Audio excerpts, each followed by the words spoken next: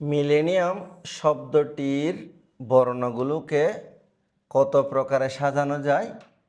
এদের মধ্যে কতগুলিতে প্রথমে এবং শেষে এম থাকবে? খুবই সুন্দর একটা প্রশ্ন। আমাকে বলছে কি মিলেনিয়াম শব্দটাকে কত প্রকারে সাজানো যায় সেটা নির্ণয় করো।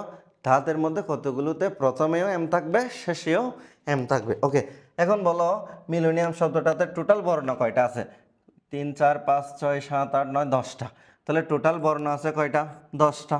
এই 10টা বর্ণের মধ্যে তোমার এম আছে কয়টি বলো তো? এম আছে 2টি। এম আছে 2টি। আই আছে কয়টি? আই আছে 2টি। আই আছে 2টি। এল কয়টা আছে? এলও 2টি আছে, বুঝছো? এলও 2টি। তারপর হচ্ছে এন কয়টা আছে? এনও আছে 2টি। এবং বাকি সবগুলো হচ্ছে কি ভিন্ন ভিন্ন। এখন আমরা মিলেনিয়াম শব্দটির বিন্যাস আমরা নির্ণয় করব। শব্দটার বিন্যাস কত হয়?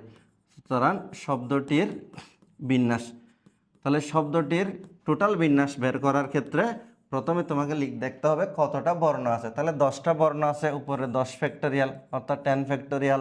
তাহলে যতটা একই প্রকারের আছে সবগুলো দিয়ে ভাগ দিতে হবে। 2টা এম আছে 2 ফ্যাক্টোরিয়াল দিয়ে ভাগ, 2টা আই আছে 2 ফ্যাক্টোরিয়াল দিয়ে ভাগ, 2টা এল আছে 2 ফ্যাক্টোরিয়াল দিয়ে ভাগ, 2টা এন আছে 2 ফ্যাক্টোরিয়াল দিয়ে ভাগ। এটাই হলো তোমার মিলেনিয়াম শব্দটার টোটাল বিন্যাস। ওকে, এখন আমাকে বলছে কি প্রথমে এবং শেষে কি থাকতে হবে? এম কে রাখতে হবে। ধরো মিলেনিয়াম শব্দটা তুমি লিখলা, মিলেনিয়াম শব্দটা লিখলে তুমি তো এখানে প্রথম আর শেষ অবশ্যই কাকে রাখতে হবে?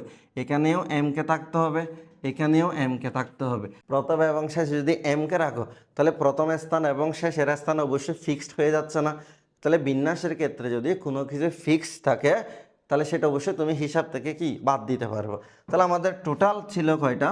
10টা বর্ণ ছিল। তাহলে 2টা এম যদি ফিক্সড হয়ে যায় তাহলে আমাদের টোটাল থাকবে আর কয়টা? 8টা। 8টা বর্ণের বিন্যাস করলে হয়ে যাবে, যেখানে 2টা এম তোমার বাদ যাবে। এই 8টা বর্ণের মধ্যে আই আছে 2টা, এল আছে 2টা, এন আছে কয়টা? 2টা। তাহলে আমরা এখন প্রথমে এবং শেষে এমকে রেখে বিন্যাস, তাহলে আমাদের উপরে থাকবে কয়টা বর্ণ? 8টা, 8 ফ্যাক্টোরিয়াল। তাহলে যার মধ্যে 2টা আই থাকবে 2 ফ্যাক্টোরিয়াল দিয়ে ভাগ, যার মধ্যে 2টা এল থাকবে 2 ফ্যাক্টোরিয়াল দিয়ে ভাগ, যার মধ্যে 2টা এন থাকবে 2 ফ্যাক্টোরিয়াল দিয়ে ভাগ। এটাই হলো তোমার মিলেনিয়াম শব্দের মধ্যে এমন কিছু শব্দের বিন্যাস যেখানে শুরুতেও এম থাকবে, শেষেও এম থাকবে। ধরো তোমাকে পরীক্ষায় বলছে কি মিলেনিয়াম শব্দটার বিন্যাস এমনভাবে নির্ণয় করা যেখানে শুরুতেও এম থাকবে না, শেষে এম থাকবে না। তখন কি করবা? টোটাল বিন্যাস বের করবা। এই টোটাল বিন্যাস বের করার পরে প্রথম এবং শেষে এমকে রেখে বিন্যাস বের করবা।